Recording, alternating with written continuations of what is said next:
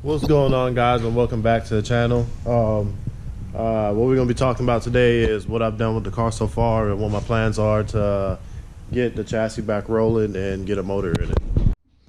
Alright, so far I've got the false firewall somewhat cut out. I still have to trim it up some more. There's still a couple rough edges around here and whatnot.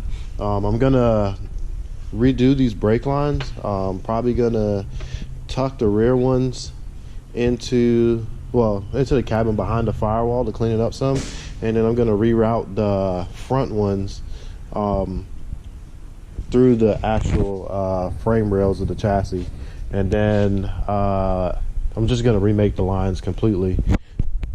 I got to contact a guy about getting the windshield removed so we can start getting the cage done. I have to take all the interior out, the passenger seat carpet. There's like foam that they put in the factory underneath the actual like floorboard, well, not the floorboard, but underneath the carpet of the car. So I got to get all that out. I got to get all the sound deadening out. It's a lot of sound deadening here. I need to take these door panels off and find out what's making them so heavy besides the glass. I know there's like another panel behind here that houses the window motor and regulator, and I need to find out if it has an intrusion bar on the door. I would love to put carbon doors on this car, but it's like $2,000 for a set of carbon doors, so I might have to suck it up later on down the road, because before I was going to order carbon doors, but the only thing was that I didn't want to put a cage in the car because I never expected the car to get this fast. So when you put carbon doors on a car like this and you go down a quarter, they expect you to have a cage in the car. So a lot of tracks would have probably kicked me out if I had the carbon doors on there. So now that I am putting the cage in the car, it kind of promotes me more to put carbon doors on it. I'm trying to get as much weight out of the car as possible, so when I'm not racing the Racer X class, that I can be at least like 2,800 pounds with me or without me in the car. I weigh like 240, so if the car weighs 3,000 pounds with me in the car, I'll be happy with that.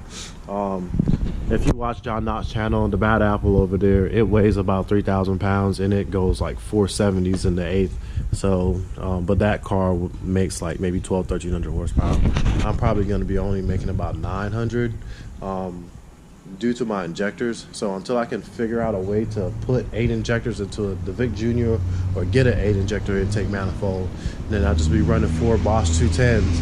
And I was going to run a mechanical pump, but I've been trying to do some research on the new Aeromotive 10 gallon per minute brushless pump that they have, and it seems like a pretty badass pump, so I might be more intrigued to use that pump. That way I won't have to change up my fuel setup too much, and I can still run the fuel cell in the rear, and I'll be able to, I won't have to run I won't need to run the surge tank up front.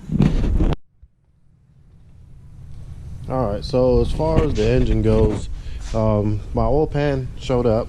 I paid $183 for it from a place that I found online called Top Street Performance.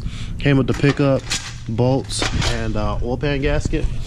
And what I'm gonna do is I want to either sell this balancer or trade it for F-body style one, because I'm trying to get as much forward room as possible, because it's like my chassis is set up different from everybody else's. So, well, of course it's set up different from everybody else's, but I don't really have a lot of forward room in front of the motor where I can like do as many activities that I want to.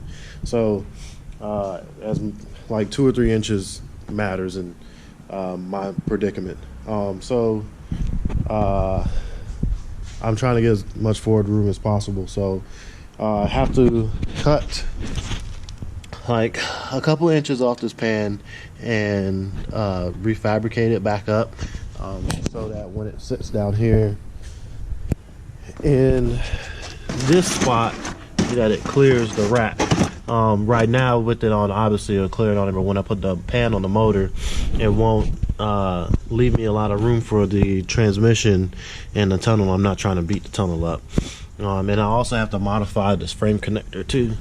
So pretty much that's what I have going on with the car right now. I don't plan on changing anything else major to the body, like doing a straight axle or anything like that, because like I said before, it'll take me out of a lot of stock location races, and I'll pretty much only be able to do like Carolina No Time and grudge race the car. Nobody really likes to grudge race turbo cars, so I found that out the hard way. But taking this dash out was a pain in my ass. It took me about 3 hours to do, because there's bolts connecting bolts that connect bolts.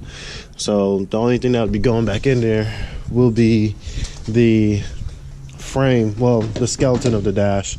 It's pretty light. The wiring harness I'm gonna have to go through, and the only thing that I need to work really is the trunk and the windows. The ignition stuff and everything else like that will probably be on switch, and oh yeah, the headlights and tail lights. So the harness that was up here that ran to like the ABS and the fuse box that was over there and all that, I'm gonna put that harness behind the dash also, and I'm gonna make that harness as simplified as possible.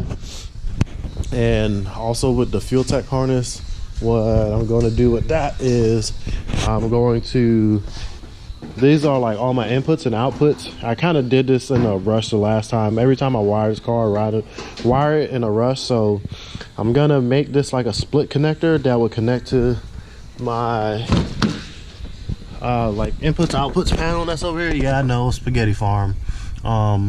And that way when I need to disconnect the harness, I can just disconnect it from that, and I won't have to leave the harness tangled up in the car like this anymore.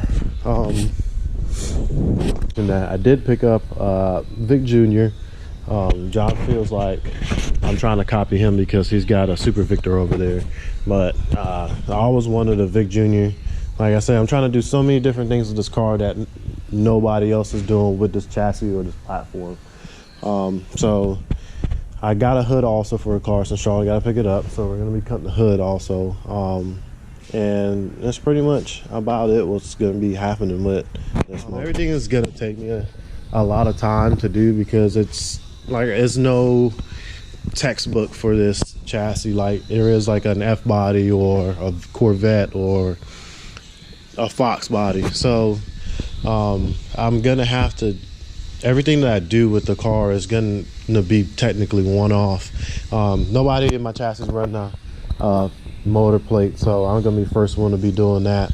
There's a guy that he is doing straight axle rear end, and his car is supposed to be bolt-in type deal. He's doing a Moser. His name is Brad Greer, but I don't foresee me going that route anytime soon, because I want to make this IRS. I feel like I'm like John. I want to make this IRS stuff work.